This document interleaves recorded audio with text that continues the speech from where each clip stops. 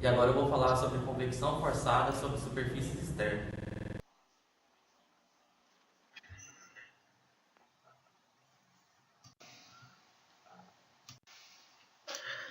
A convecção forçada é um mecanismo ou tipo de transporte de calor no qual o movimento do fluido é gerado por uma fonte externa, como uma bomba, ventilador, dispositivo de sucção, entre outros.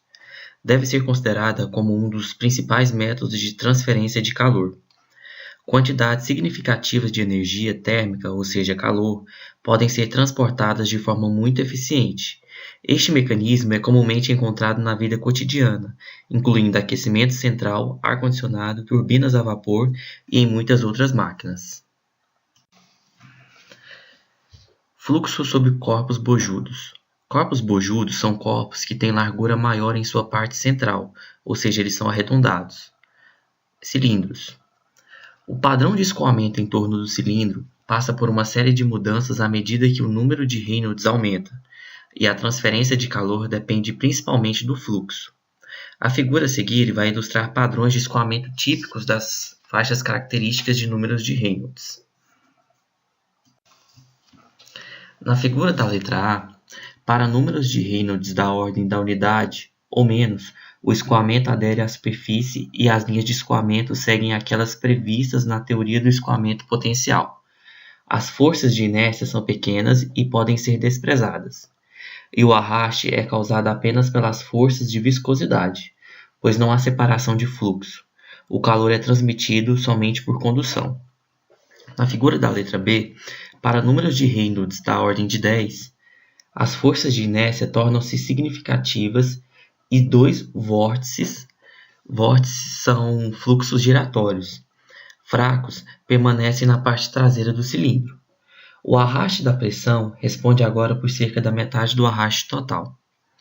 Na figura da letra C, para números de Reynolds da ordem de 100, os vórtices se separam alternadamente a partir de dois lados do cilindro e se estendem a uma distância considerável do escoamento descendente. Esses vórtices são chamados de canais de vórtices de Van Karman, em homenagem ao cineasta Theodor Van Karman, que estudou o espalhamento de vórtices a partir de objetos bojudos. O arraste de pressão agora predomina. Na figura da letra D, na faixa de números de Reynolds entre 1000 a 100.000, o arraste do atrito superficial torna-se desprezível comparado ao arraste de pressão causado pelos vórtices de turbulência na esteira. O coeficiente de arraste mantém-se aproximadamente constante, pois a camada limite permanece laminar a partir da borda frontal até o ponto de separação que se encontra para toda essa faixa de número de Reynolds em sua posição angular θ entre 80 e 85 graus, medida a partir da direção do escoamento. Na figura da letra E, para números de Reynolds maiores que 100.000, o valor exato depende do nível de turbulência da corrente livre. A energia cinética do fluido na camada limite laminar sobre a parte avançada do cilindro é suficiente para superar o gradiente de pressão desfavorável sem separação. O escoamento da camada limite torna-se turbulento, enquanto ainda ligado, e o ponto de separação se move na direção da parte traseira. O fechamento das linhas de escoamento reduz o tamanho da esteira e, portanto, o arraste de pressão também é reduzido substancialmente.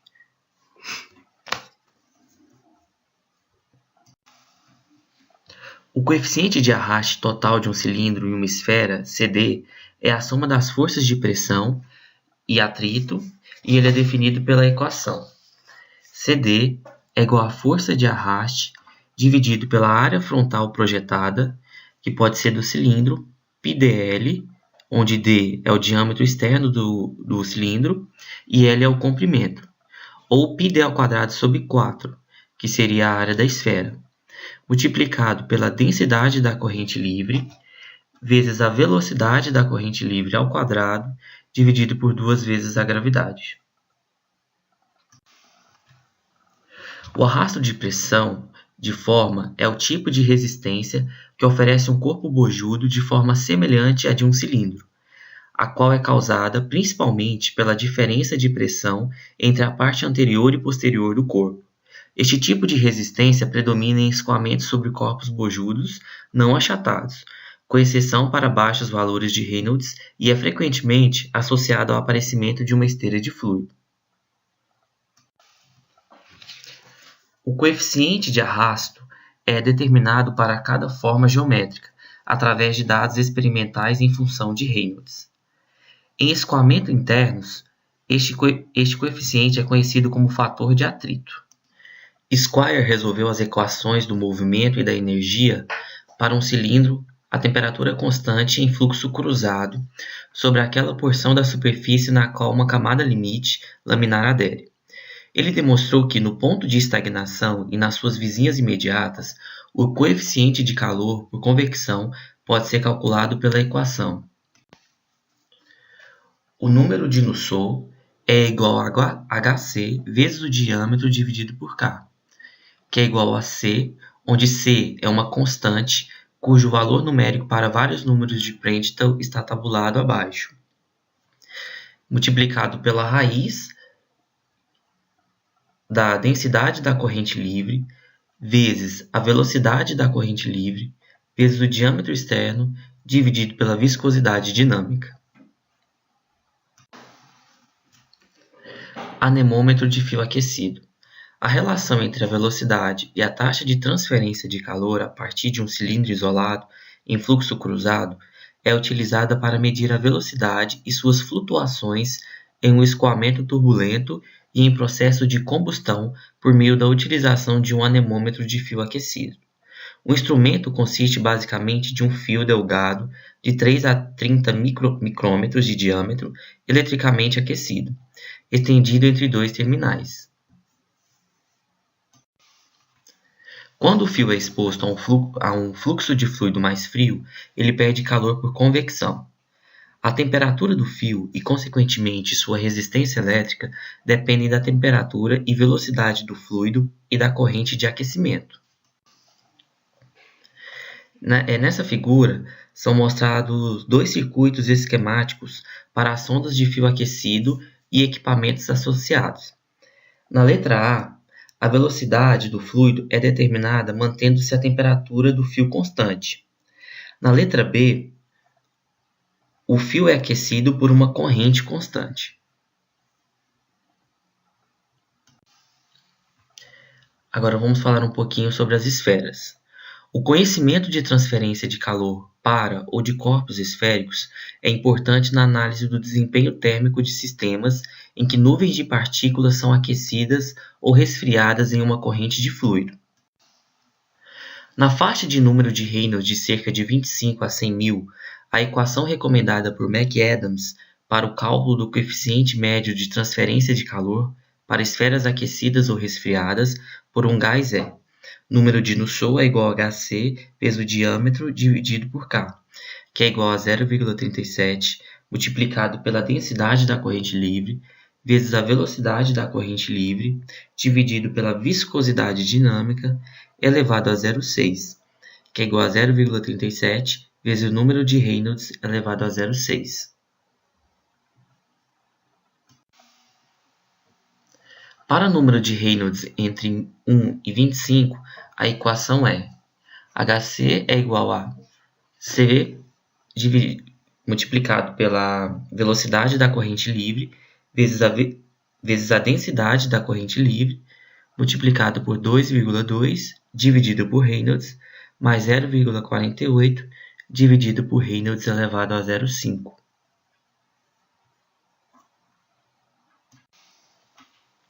Jatos livres. Um método para se obter um fluxo de calor altamente convectivo a partir de ou para uma superfície é com a utilização de um jato de fluido incidente sobre a mesma. O coeficiente de transferência de calor em uma área diretamente sobre um jato é alto. Por meio de jatos múltiplos projetados de forma apropriada sobre uma superfície com fluxo não uniforme, pode-se obter uma temperatura superficial substancialmente uniforme. A superfície na qual o jato incide é denominada superfície-alvo, que são essas mostradas aqui. O jato ele pode ser confinado ou livre. Classificação dos jatos livres. Dependendo da seção transversal do jato emitido por um bico injetor e do número de bicos, os jatos são classificados como SRJ, jato redondo ou circular único; SSJ, jato em fenda ou retangular único; ARJ, arranjo de jatos redondos; ASJ, arranjo de jatos em fenda. Os jatos livres são posteriormente classificados em jatos livres de superfície ou submersos. No caso de um jato livre de superfície, o efeito da tensão de cisalhamento superficial no escoamento do jato é desprezível. No caso de um jato submerso, o escoamento é afetado pela tensão de cisalhamento na superfície.